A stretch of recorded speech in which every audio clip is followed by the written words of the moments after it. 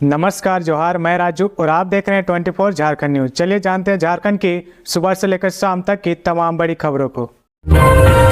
अगस्त नवंबर में झारखंड में 35,894 पदों पर होंगी नियुक्ति परीक्षाएं। जेएसएससी ने जारी किया कैलेंडर। अगस्त से नवंबर महीने के बीच झारखंड में बड़े पैमाने पर नियुक्ति परीक्षाएं आयोजित की जाएंगी।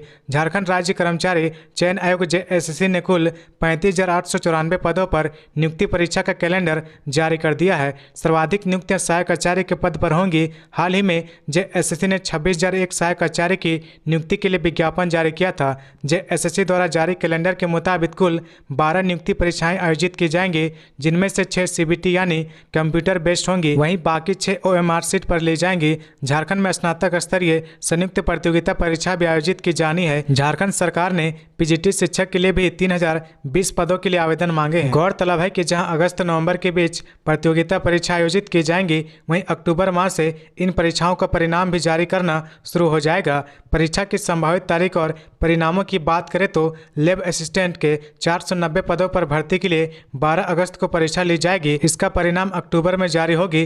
पीजीटी शिक्षक के 3020 पदों के लिए 18 अगस्त से 10 सितंबर के बीच परीक्षा का आयोजन होगा। वहीं नवंबर में रिजल्ट प्रकाशित किया जाएगा। डिप्लोमा स्तरीय 1296 पदों पर नियुक्ति के लिए परीक्षा 2 सितंबर से 20 अक्टूबर के बीच ली जाएंगी। वहीं नतीजे दिसंबर में आएंगे। सामान्य स्नातक भर्ती परीक्षा 14 से 15 अक्टूबर के बीच आयोजित होंगी और दिसंबर में परिणाम आएगा। नगर पालिका सेवा के 921 पदों पर 29 अक्टूबर से प्रस्तावित परीक्षा का परिणाम दिसंबर में जारी होगा। उत्पाद सिपाही के 583 पदों पर निकली वैकेंसी के लिए शारीरिक दक्षता एवं लिखित परीक्षा सितंबर में होगी। जनवरी दिसंबर में रिजल्ट आएगा।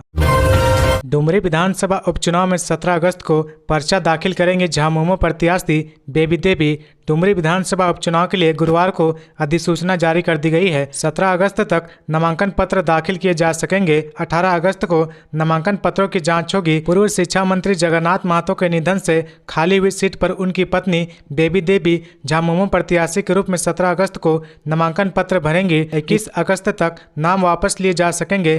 5 सितंबर को मतगणना होगी। विपक्ष की ओर से एनडीए का संयुक्त प्रत्याशी चुनाव लड़ेगा, जिसकी घोषणा अभी नहीं हुई है। आरसू की यशोदा देवी एनडीए की संयुक्त प्रत्याशी घोषित हो सकती है। डुमरी विधानसभा क्षेत्र 3 प्रखंडों में डुमरी, नवाडी और चंद्रपुरा में फैला हुआ है। यहां 2,98,629 वोटर हैं। राज्य बनने के बाद डुमरी से झामुमो के जगन्नाथ महतो 2005 से 2019 तक लगातार चुनाव जीत कर आए हैं।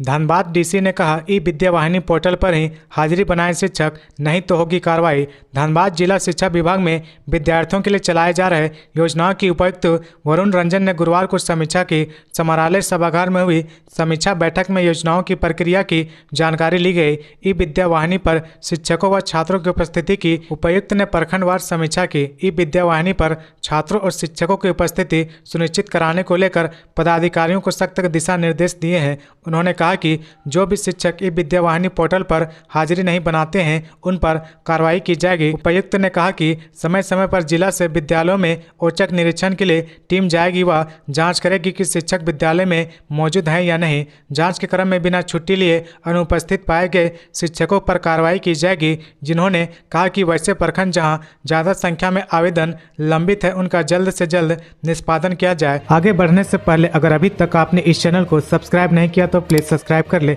जिससे आपको झारखंड की हर छोटी से बड़ी खबर की अपडेट आप तक पहुंचता रहे। झारखंड में बदला मौसम का मिजाज। 15 अगस्त तक होगी झमाझम बारिश। उत्तर प्रदेश और बिहार में एक चक्रवाती परिसंचरण की स्थिति बनी हुई है। इसके अलावा मानसून टर्फ भी अपनी सामान्य स्थिति में है। इसके कारण हिमालय की तलहटी में अगले 4 से 5 दिनों के दौरान बारिश की स्थिति बनी रहेगी। मौसम विभाग के द्वारा 11 अगस्त को सुबह 8 बजे जारी रिपोर्ट में अगले 5 दिनों तक देश के कई राज्यों में भारी बारिश की भविष्यवाणी की गई है। भारी बारिश के कारण कई इलाकों में बाढ़ की स्थिति बन चुकी है।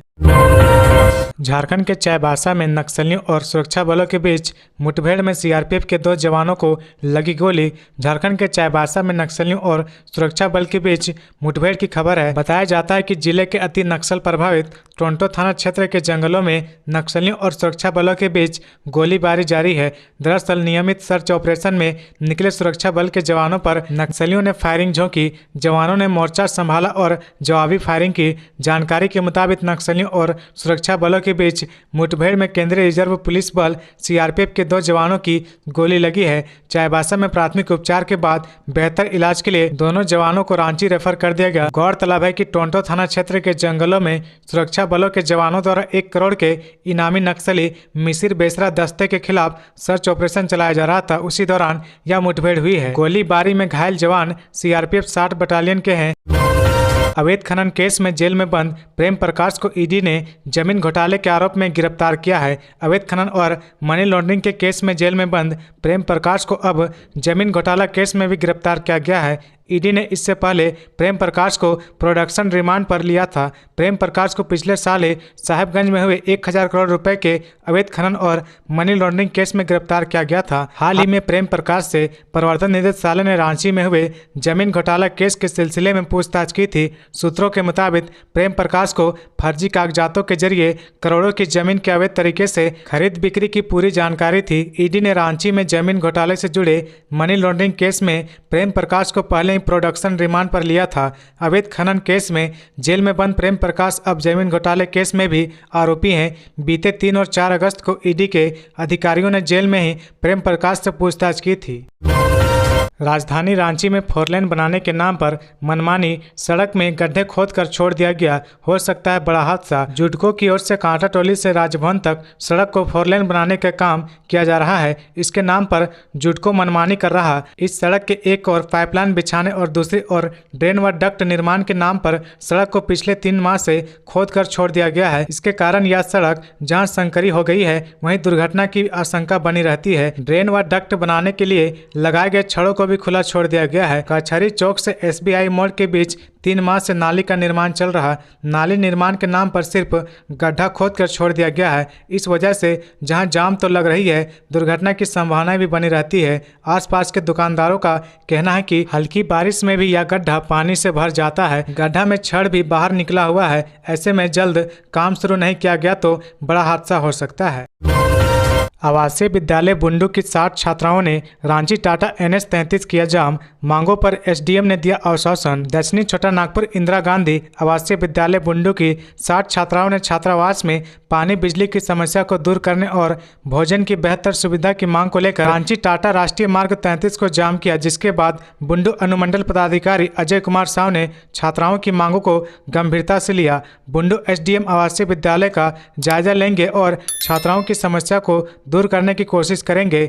छात्राओं का कहना है कि छात्रावास में बिजली और पानी की आपूर्ति में गड़बड़ी है। इसके कारण नहाने समेत अन्य कामों और पढ़ाई लिखाई करने में काफ़ी दिक्कतें आ रही है। इतना ही नहीं, भोजन भी मेन्यू के आधार पर नहीं मिल रहा है। अपनी समस्याओं को लेकर सभी छात्राओं ने गुरुवार को दोपहर 12 बजे से 2 बजे तक रांची टाटा राष्ट्रीय मार्ग 33 को जाम कर दिया। यह चक्का जाम NH-33 के एक लेन में किया गया था। उन्होंने अपनी इन सभी समस्याओं के समाधान की मांग की है।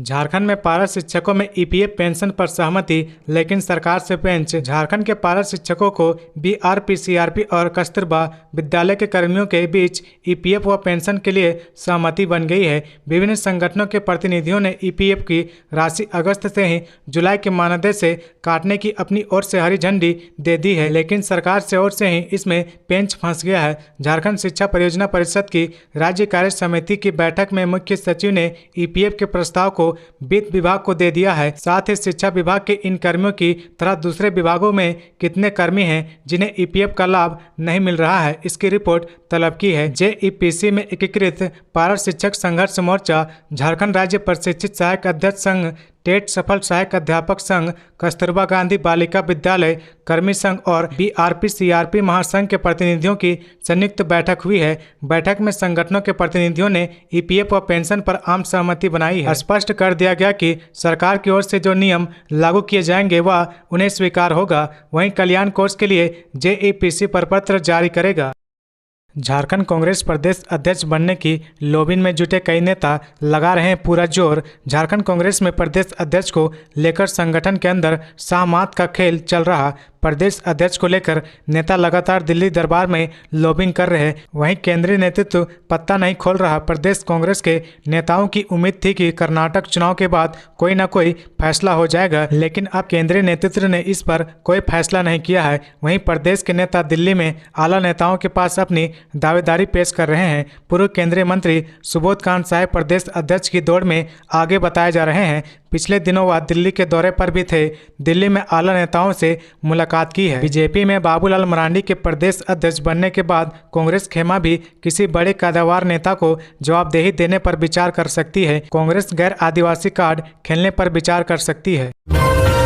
झारखंड की आशा को यूथ कॉमनवेल्थ गेम्स में रजत पदक। स्पेन के त्रिबांगो शहर में चल रहे यूथ कॉमनवेल्थ गेम्स में शुक्रवार की सुबह झारखंड की एथलीट आशा किरण बारला ने रजत पदक जीता है। 800 मीटर इवेंट में आशा ने 2.0499 सेकेंड का समय निकालते हुए यह पदक हासिल किया है। इस मुकाबले का स्वर्ण पदक इंग्लैंड की एथलीट गिल ने जीता है। गिल ने 2.0330 सेकेंड का समय निकाला है। आशा किरण पूर्वी भारत से भारतीय टीम में एकमात्र एथलीट है। आशा के पदक जीतने पर उनके कोच आशु भाटिया सहित खेल विभाग के अधिकारियों ने उन्हें बधाई दी है।